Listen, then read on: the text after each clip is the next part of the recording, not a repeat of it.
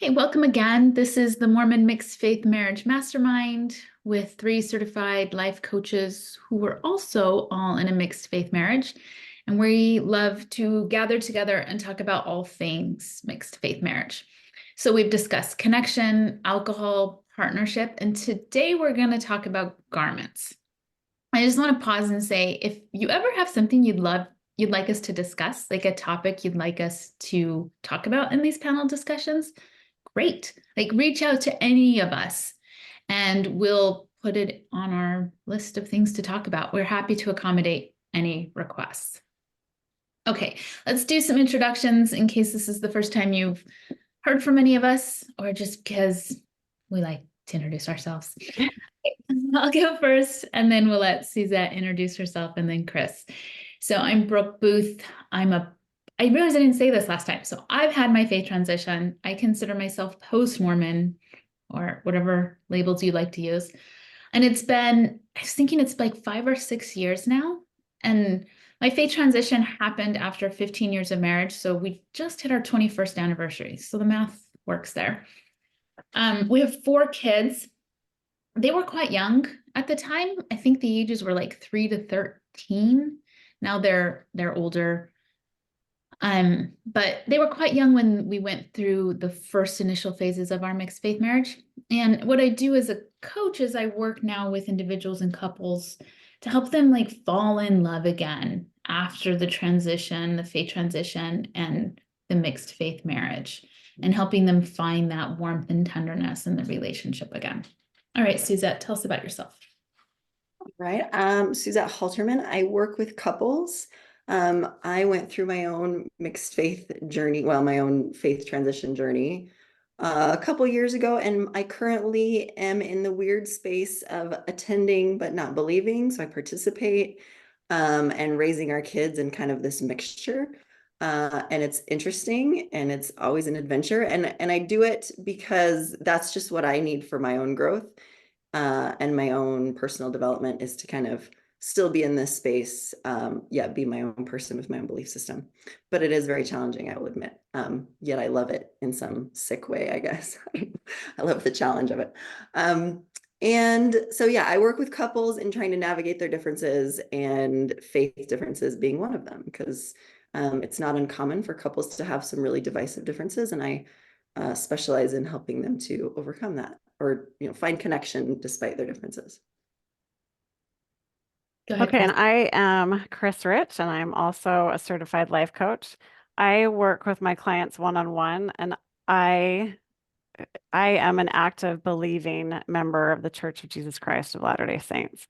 Uh, I've been in this space for a long time. It's been about 20 years. My husband and I have 3 awesome kids. We have a 14-year-old, a 19-year-old, and a 21-year-old. And we definitely have some differing opinions with what's going on. And we have a really awesome family. It doesn't look at all how I thought it was going to. And we have a lot of love and fun and respect. And we've got a lot of good things going on in our family. I love to help members of the church who are looking to make their mixed faith relationships not only work, but to thrive and to get through those hard parts of all those emotions that come up when we're in a mixed faith situation. So that's me. Perfect.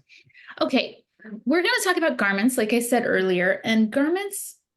I realized as I was starting to dig into this that they're so interrelated. They're an extension of purity culture and modesty, like how we dress.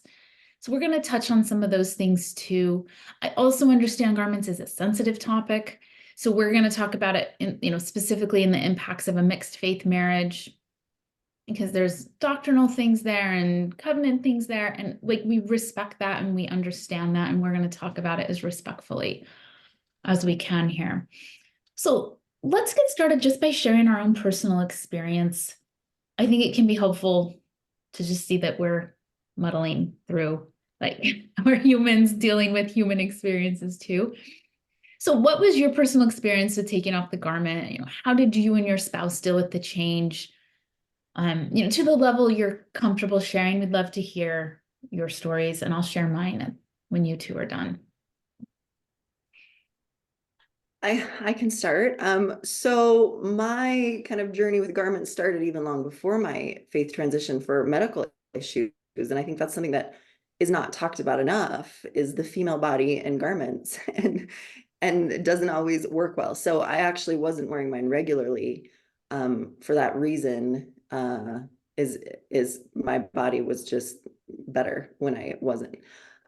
And then after when my faith transition kind of was in full force, I decided not to wear them for other reasons, um, because I wasn't believing in them anymore. And as far as in my relationship, I think it was easier for my husband just because it had been kind of something that we'd talked about before, and I wasn't wearing them as regularly. So it wasn't like this big sudden thing for him. But I also, because I was training in couples work that during that time, I was very aware of being considerate and talking about things and creating a lot of partnership. And so I talked about it openly. Like, I don't think that I would like to wear these anymore. How do you feel about that? Like, is there a way that I could do this that would be easier for you? And honestly, I think my husband personally didn't care. In his brain, it was like, great, you're going to wear cute things under your clothes instead of garments. Like, I'm all on board for that. But the aspect for him, it was more like, what attention is this going to draw to our family? Like, if you're out in public and you're wearing a tank top, then people are going to know. And so, and my family is going to know. Then it was more of like I don't want that attention on me. That was his concern. So it was kind of navigating that and like, okay, well, how can I do this? Like, I don't have to change my wardrobe right away. Plus, I live in Colorado where it's like cold. Like, I don't, summer is short and it's mild. Like, I don't need to wear tank tops all the time anyway. But there was that element of, okay, here's what I want to do. Here's what's important to you. How can we make this transition so that it works for both of us? And I think we came up with a good way to do it. So it wasn't too, like, I don't think it caused any huge problems for us. It really wasn't a big deal for our relationship and just the way that things played out for us. So that's my story. So my story is not like that at all. It was so devastating, so hard for me when my husband took his garments off. In fact, that probably was one of the hardest times in this whole faith journey for us. Um, it was a huge deal for me. And I didn't have the tools and the training at the time. I think if I could redo it, I would do it very differently now, but I was a hot mess. It was a disaster. And I had a very, very painful narrative around him taking them off. I made it mean a lot of different things, like he's blatantly rejecting God, he's blatantly rejecting his covenants, he's rejecting our marriage, he's rejecting me. I had so many thoughts about him taking them off that were very, very, very painful and hard. Um, I had a lot of I had a lot of fear and worry. It seemed like, and a bunch of my other thoughts were things like, this is the final step. There's no turning back. A door is closing. There's no hope. It just seemed like I, my narrative was that this is a big step and that things are really going to change. That was how, just because they're so important to me and the way I view them. He had a totally different narrative on that they meant something very different to him than they meant and mean to me still. So it was it was not pretty. I'll tell you that. And like I said, I think now that having tools and just understanding it would look very different. I think it would still be very hard. I'm not going to lie. Um, but yeah, not pretty at all. As I was thinking back to this was actually like an easier topic for our relationship, like between me and my husband. So it's interesting to see the differences. I know he didn't love it, but he seemed to come to understanding easier. I think similar to said that he was also fine with like the sexier stuff, so to say. Like he's like, oh, but if he's listening to this, he will blush. But anyway, like that is like there was that piece for sure. It it was what was interesting as I was thinking about this is I did feel strongly about it, and I was able to really I didn't spring it on him. Like it wasn't like, by the way, you're never going to see those again. It was something I was talking him through a lot of the changes I was interested in before I would fully implement them. And I think that helped a lot in that, hey, this is what I'm thinking about doing. Here are the reasons why. This is why, this is important to me. And I just wanted to let you know, not that I was seeking his permission, but I wanted to let him know. I wanted him to be involved in what was going on with me. And I think that's probably one of the reasons why it was an easier transition for us.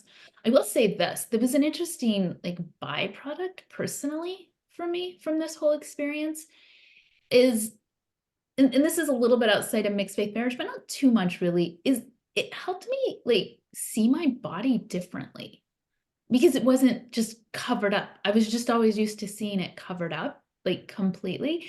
And I had an interesting shift around that time, like coming to more like a better relationship, a healthier probably relationship with my own personal body.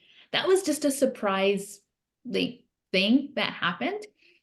And I realized that it's not the same for everybody. I had my own issues that I had worked with as a female in our society around bodies. And just to have a different experience with my body was fascinating. I'm just gonna throw that in there in case somebody's like thinking about this issue. And I found that to be actually really beneficial. And then therefore beneficial to like how I showed up in the relationship as well. Can I go back? Can I add something to what I was going to say? Looking back, when when my husband would share something with me, I did not make it easy for him to have a conversation. So we didn't really have a conversation. And that was probably for a good reason on his part, because he knew I would freak out and become very reactive, not responsive. And in hindsight, I wish I would have been, definitely those emotions were still very strong for me, but in hindsight, I wish that I could go back and listen and ask questions instead of just losing it and freaking out, because that we had years where that's what I would do, so he didn't tell me things. And I can't go back and fix it, but I can look at how I'm responding to things now and be more open to a conversation. And yeah, I totally get why he didn't tell me that he was taking him off. I love that you're sharing this side of it, Chris, like that we didn't do it well. And it was because I think your story is more common than like mine and Brooke's story, just from what I see. Either couples not talking about it for that reason. They're afraid their spouse is going to be really reactive. So like either avoiding it or talking about it a couple times and it not going well, and then just not ever, then just kind of brushing it under the rug. Like I think that is more normal. So I'm so glad you are bringing that up. Just the reality of what a lot of people deal with around this. No, that's a really good segue, Suzette. Let's talk about what some of our clients experience. Like, how do some of our clients deal with this very same thing when a partner wants to take off the garment? What have been some of your experiences and how have you helped your clients work through that? I'll just say garments are like a meaning magnet. Like, and Chris, you spoke to this. I mean, we as a religious symbol, the purpose of religious symbols is we infuse them with all kinds of meaning, and that's great. The problem is our brains don't stop doing that. On, when our partner removes the garment, they are just like, we spend our whole life in the church infusing the garment with meaning. And so we're going to do that.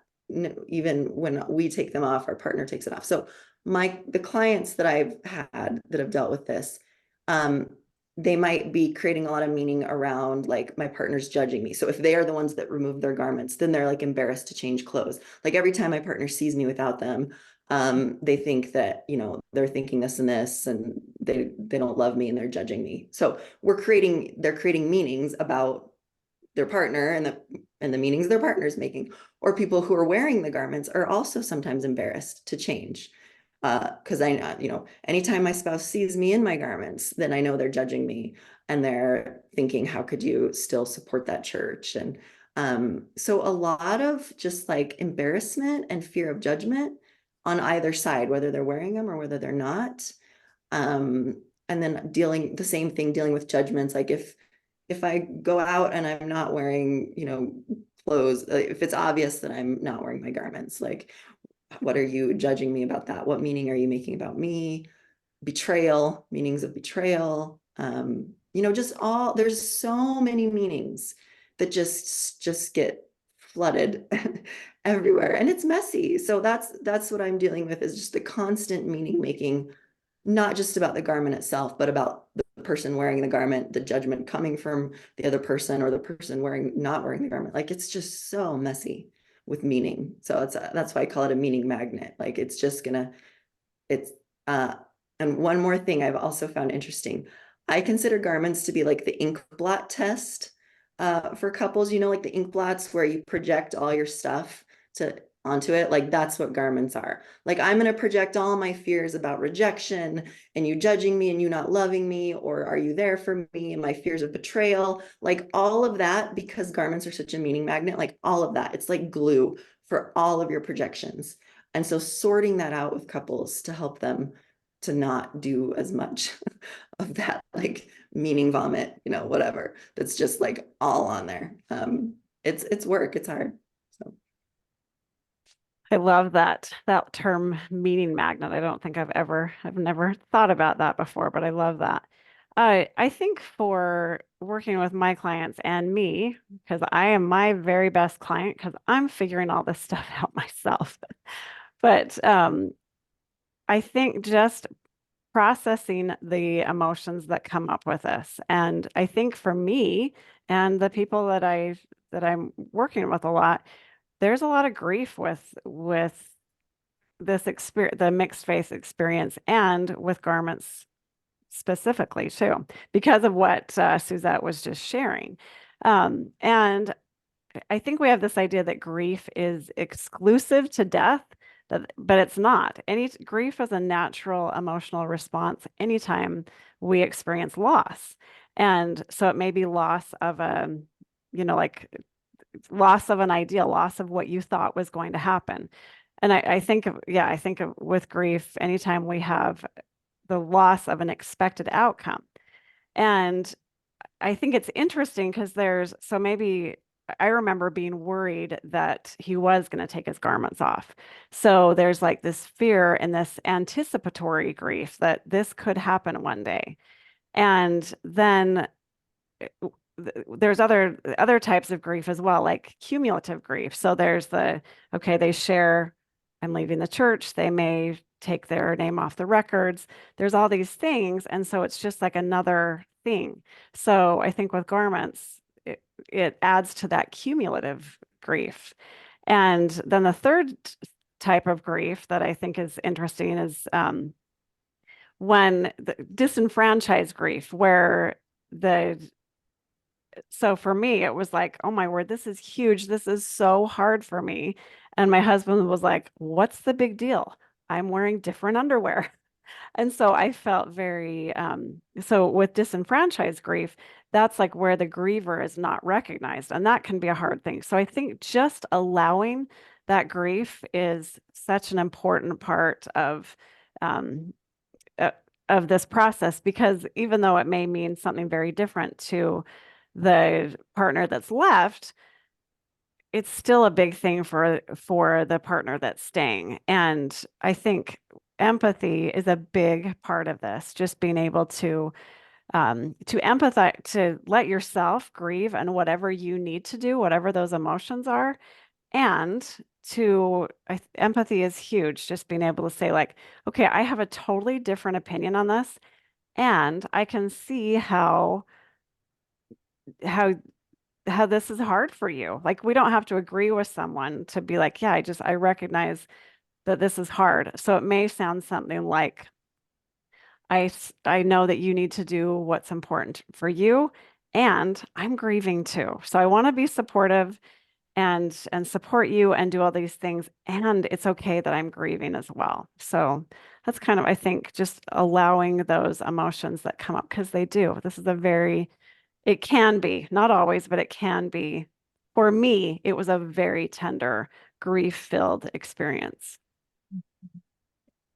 I see something a little bit different with some of my clients. Like all of this is true, but I want to add just another like angle as well is I have a lot of people who like struggle choosing what to wear. They walk into their closet and they experience like a paralysis. Like, okay, it's hot outside, so I want to wear something comfortable, but I don't like what Suzette was saying, but I don't want my husband or my mother-in-law or my neighbor or the clerk at the grocery store to judge me or to think certain things about me. And they really have a hard time. Like it's so stressful, like navigating their closets at this time. And I think probably women's like experience this a little bit more disproportionately as opposed to men just because of how society is and things. But it's interesting when this presents, and like I've seen this over and over and over with clients, is you need to start unpacking things like modesty, and you need to start unpacking things like, what do you really value here as opposed to what's just social conditioning? And being honest with yourself about what's important to you and what you want to learn to be able to let go of. It's just another layer of like knowing yourself and exploring yourself and getting in tune with your values and making your decisions accordingly. But it can be really hard because of the identity shift, and our clothes are so often associated with our identity. And then it can be hard to know how to present yourself when this change happens. And I just want to like some people are like, oh, that's frivolous and that's silly. And it's not. Like this is an identity thing. It's not just, are you wearing this shirt or these shorts or these pants? Like it's more fundamental than that. And it ties into belief systems and conditioning and all sorts of things.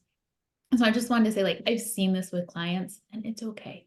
Like it's okay to have a meltdown about what shirt you're gonna wear. And I I know, like, think that's where that empathy is so important because maybe it's like, yeah, I don't understand why you're doing this because it's important to me. And I bet that is so hard figuring out what to wear. Like we don't have to agree with them to empathize and be supportive. And yeah, I think that's a really valid point, Brooke. I appreciate that you shared that. so let's talk more about this. Like sometimes wearing a tank top or shorter shorts is more challenging than even taking the garment off because there is a wider impact at times, or at least it can be perceived as having a wider impact. Like, have you talked to clients about this? Like, how would you recommend navigating making these different clothing choices or working through your spouse making these different clothing choices? Since I work just with couples, I don't work with the individual end, but when couples go through this and like their spouse is wearing something and it makes them uncomfortable, I think just working on that meaning making, like our brain is wired that our survival depends on our ability to make meaning. And we don't make meaning based on like reality all the time. Like we're pulling categories from our past, like, and we always have to be checking that against our current reality. So getting couples to really be aware of the meanings that they're making, like when their spouse wants to wear something, like they're wearing a tank top and they're going out. What's the meaning I'm making out of this? And why am I making that meaning? Like again, it's like like what am I projecting onto them? Like what are my fears about our relationships and why? So I do a lot of like family of origin work and things like to understand these categories of meaning that people are making.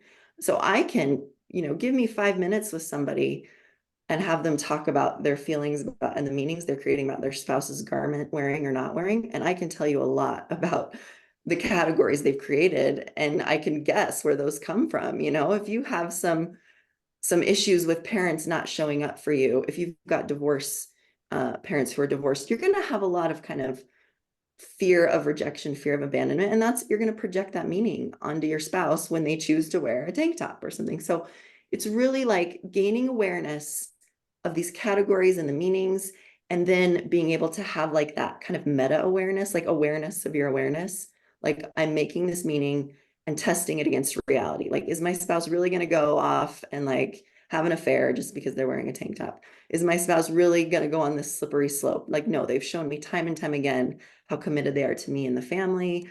I know they love me. So we always have to check our meanings against like facts and evidence that we have to kind of temper that, to contain our meaning making. Our meaning making can go off the rails if we let it. Like we really have to contain it and understand it and thank it. Be like, thank you, brain, for keeping me safe. And I'll take it from here. Like, you don't get to drive the bus. Like, I got my hands on the steering wheel now, but thank you. And getting couples to do that. Like, let's slow down the meaning making. Let's be aware of all the stuff you're projecting so you can like just contain it better and check it against like what you do know about your spouse and kind of just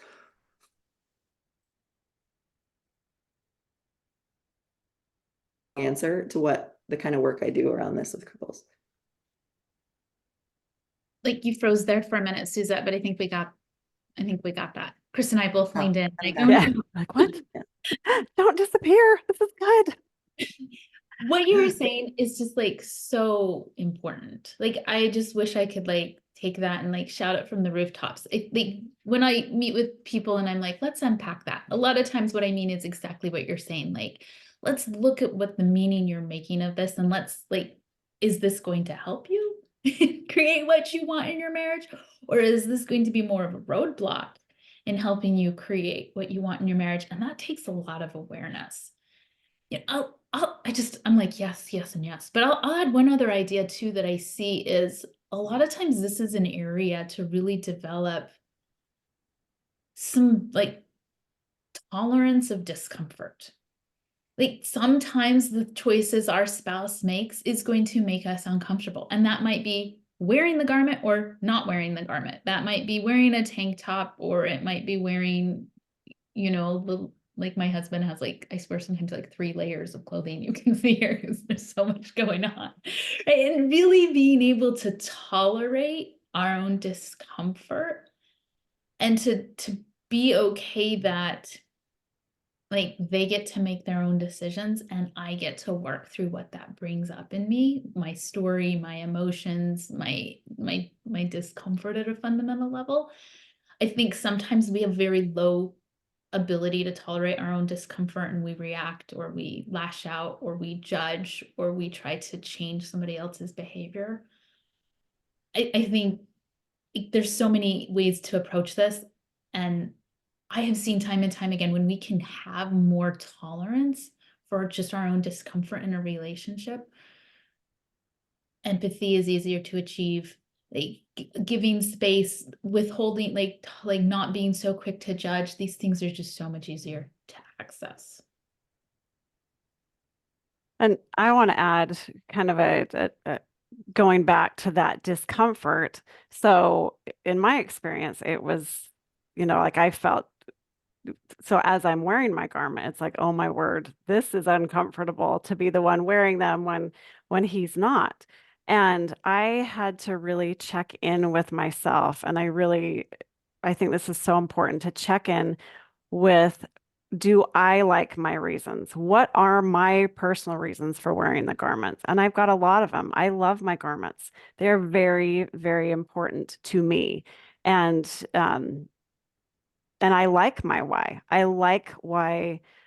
know what my reasons are, and I like those reasons. And so I am willing to be, I mean, it's not an issue now. This has been years and years, but I I feel very comfortable with them, but it's taken work where had to remind myself, like, no, this is actually for me, this is a non-negotiable.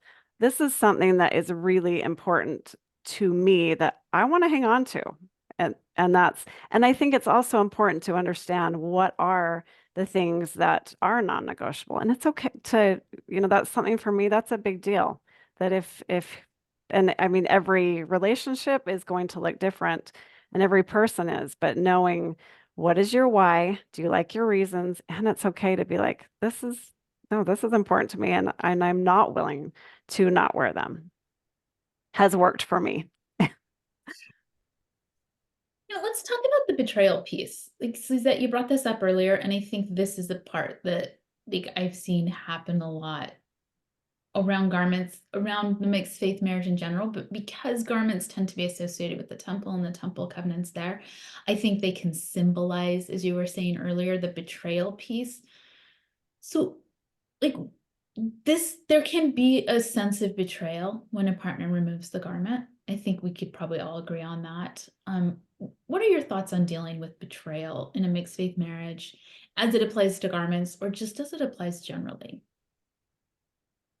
I think betrayal is a hard word. It's kind of like this umbrella term, and I don't find it useful. I think that you really have to kind of drill down. What are all the feelings under this? Like, am I angry? Am I feeling unconsidered? Like, those are different things. Betrayal is you violated kind of this agreement. Well, the agreement around what we're agreeing to in a temple marriage is really very vague when you read it. It's not like this list of like, it's very vague and it's open to a lot of interpretation. So I don't think it's useful to use the word betrayal. I think it's more useful to really drill down into specific feelings, because then you can figure out what's happening here. Do you feel unconsidered? Do you feel uncared about and disrespected? Well, there's some ways to work through that. Do you feel angry? Are you putting meaning around this that your spouse doesn't love you? Like, it's more helpful, and it's more guiding to get specific around the emotions, to work through them, I think, than to view it as betrayal. So if you're feeling betrayed, that would be my recommendation, is really spend some time pinpointing all the feelings underneath that sense of betrayal.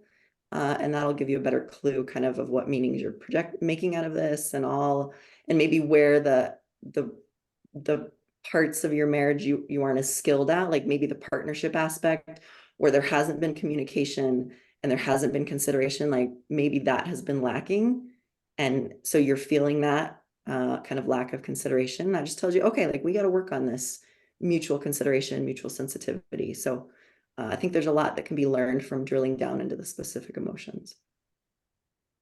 And I think I think betrayal, that like Suzette was saying, that is it can be a very heavy word. I like thinking like and we've talked about this already, but what is the meaning to me? So like for me, garments are a representation of a covenant relationship with God, um, and a commitment to follow his will. And so like I definitely have the meaning that I give it. And I think when we can see it as a commitment to eternal marriage and a symbol of that commitment. So and there's the quote that the garment is an outward expression of an inward commitment to follow the Savior. And I had to separate, like, this is how I see it. This is important to me. And I'm going to hang on to that.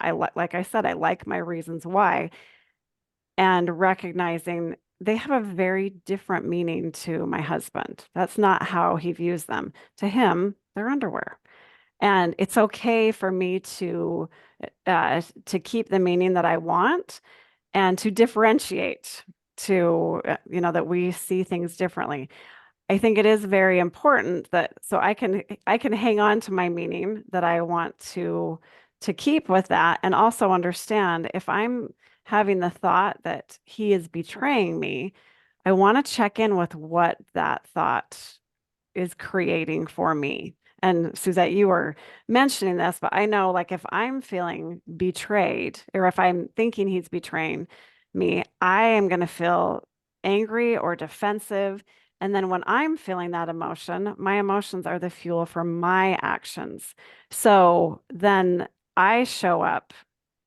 You want to think about, how do you show up when you're angry? Well, you yell, you argue, you judge each other, you ignore each other, you say things you regret. And then I don't show up as who I want to be. I don't show up as the disciple of Jesus Christ that I'm striving to be when I'm in that situation. So what I end up creating for myself, I disconnect from my spouse, but then I also betray who I am because I'm not acting in who I want to be, because I'm not, my actions are not showing, they're not in line with who I want to be. So whether you feel betrayed or not, it's important to check in and see what does that create for you when you're feeling that emotion. I'll add to this as well. I was thinking about betrayal. It's along the lines of Suzette, where it's like, what are we talking about? Like, what does this mean? And I was like, a lot of times it means like there's been like a manual violation. If you're like, a manual is like, this is how, these are the rules you're supposed to follow as a husband or as a wife or as a, believing LDS or whatever. Like, here are the rules you're supposed to follow. And I think sometimes when we label something with betrayal, we're saying like, you're not following the manual. Like, you're not following the rules anymore. And I think when I was like going down that route, I'm like, a lot of times what's going on here is that sometimes betrayal is about, like, if we were to pinpoint one of the emotions, it's like a sense of loss and sorrow and grief over what we thought we were supposed to have, over what we thought the manual was like dictating for us and for our relationship. And it's challenging dealing with, like, this ties back into Chris's grief conversation. It's challenging to deal with like the supposed tos and managing ourselves around things that we thought were supposed to happen and are not happening, or things we thought were not supposed to happen and are happening. And I think so much of our adult development, like our emotional maturity, is learning how we want to be intentionally, how we want to show up in our relationships on purpose when we're not getting what we thought we were supposed to. Like, really, like, deciding how we want to be as humans, as people, when we're not getting what we thought we were supposed to get. I think that is so much the challenge we face when there's betrayal in our marriages. And like, personally, this is not easy. Like, it is not easy when you're not getting what you thought you were supposed to. But I think this is the hallmark of like adult development, and deciding intentionally how you want to be in your marriage is coming to terms with that and working through that. Can I just add, I think adults aren't that different than toddlers who throw tantrums when we don't get what we want. We just do it in more passive aggressive ways. Or maybe just very similar to toddlers. Yeah, or similar to toddlers. Yeah, I think we forget that that we do throw tantrums. And like, guess what? It's okay. Like just because you throw a tantrum doesn't mean you're a bad person. But just bringing awareness to it and deciding to, like, okay, what's really going on here? Yeah. I had one thing that was helpful for me after, I mean, this definitely took time to get here, but going back to that manual, I'd be like, he's not following my religion that I believe in, that he doesn't believe in. And kind of, I mean, now I can make it kind of a humorous thing, but yeah, because it was like, no, you should be following my religion the way I believe it, and recognizing like, okay, this is not, he doesn't even believe in this stuff. And not that that was easy, but now we kind of joke about that with each other now, that it's, yeah, and doing what we can to put some humor into it, and to, yeah, just to recognize I'm expecting you to live by my religion that you don't want to be a part of. Exactly. Well, let's talk about this. This is something I've seen with clients. The garments can be associated with like intimacy and sex. I mean, it's our underwear, right? Have you seen how taking off the garment or not taking off the garment has impact the sexual relationship or the sexual dynamics in a couple? I'd be really curious to hear about this. I think this is something that I know clients are like, can we talk about sex? And I'm like, yes, we can. But it's something people can be really hesitant to bring up and talk about. So I want to create the space here where we can discuss that. I mean, I'll share, like, for me, like you were mentioning, Brooke, it gave you a different perspective of your body. For me, I became much more of an embodied person like that. Like, I got really into yoga. Like, after I removed my garments, I became like, I did yoga every day for a while. And like, because it helped me feel in my body. I was so grounded in my body, which translates into intimacy. I would say my embodiment improved our intimate life like a lot, and it was great and fun.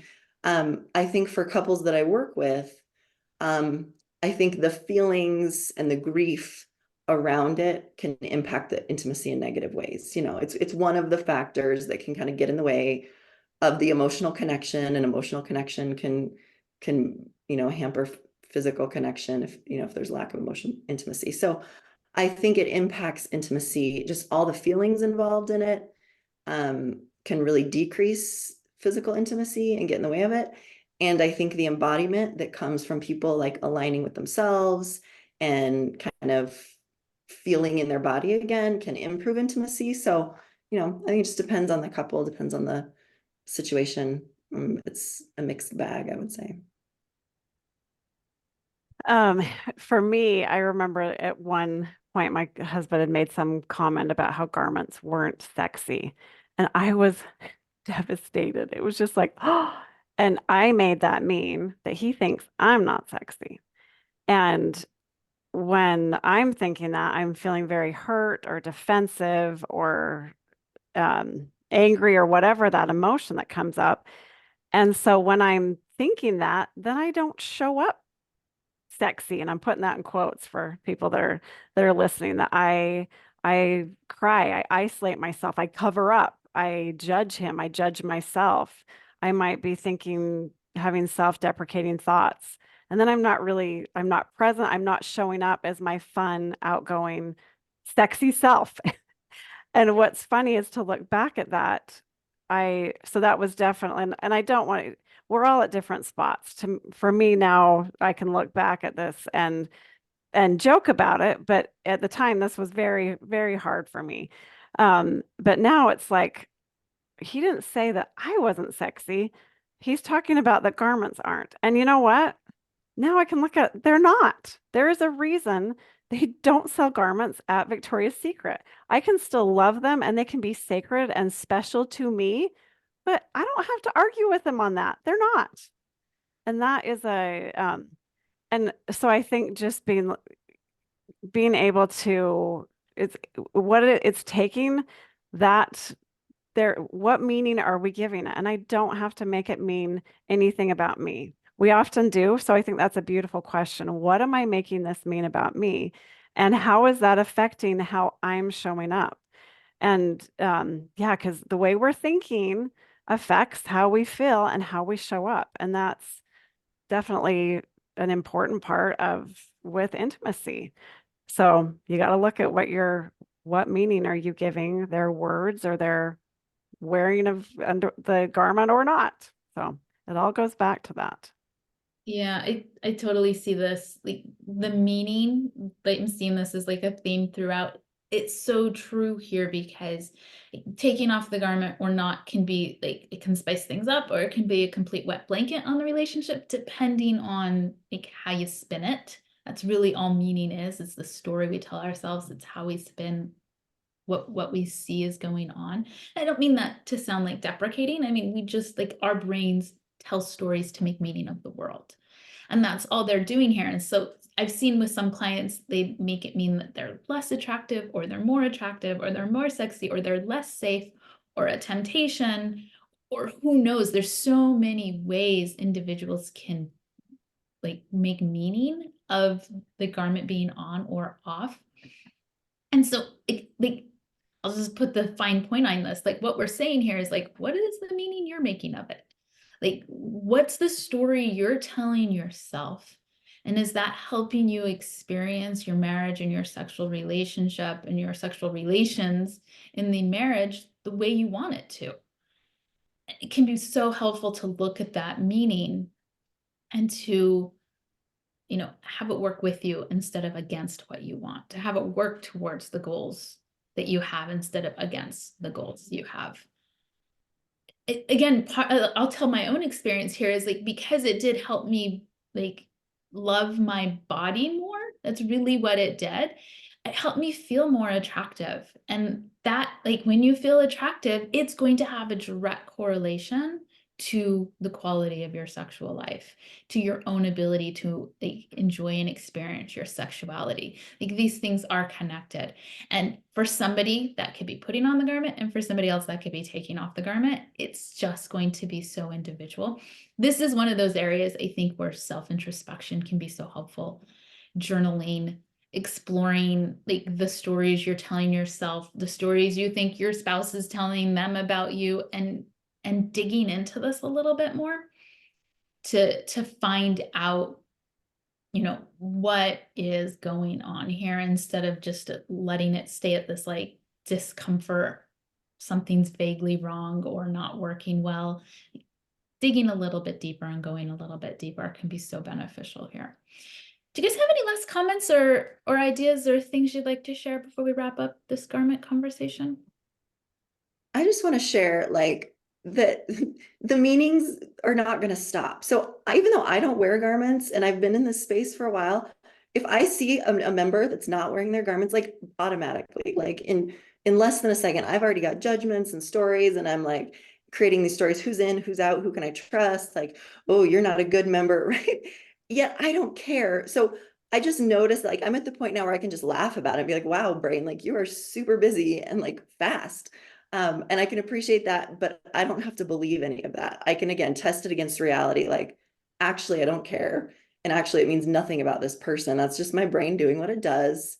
So I just, we have to always, like, I don't know that it's so deeply ingrained in all of us because garments are this meaning infused thing that the meanings might not stop, the negative ones, the positive ones, but we can always just, we don't have to follow that train of thought. We don't have to believe it. So if you're making meanings about your spouse, they're wearing them, they're not wearing them, you can just be like, oh, okay, yep, doing my thing, and test it against reality. Take a different path. Like you know, the reasoning part of our brain is much slower than the part of our brain that creates meaning. It creates meaning in like an eighth of a second. Yet the reasoning part of our brain takes like, you know, multiple seconds. So we make that judgment call, like we make that meaning, and then get into like our prefrontal cortex, our reasoning part of our brain, and like assess, like, do I really want to follow that train of thought, or am I just gonna like put that, you know, aside and be like, silly brain, thank you, but no thank you, you know? So that's my final thought. Yeah, I think that's so interesting. And that was actually one of the things that I had thought about with this conversation, is that it's so easy to look at other people and yeah, to recognize, well, just exactly what Suzette was saying, but recognizing, okay, when I am judging them, I'm wearing my garments and I'm judging them for not wearing their garments. Who's being more Christ-like? When I'm judging people, it's not something that helps me to show up as the disciple of Christ that I'm trying to be. So just recognizing that that's me judging them is not helping me to be the person I want to be. So yeah. Okay, great conversation. Thank you. We'll meet again next month and we'll have another great conversation. All right, we will end.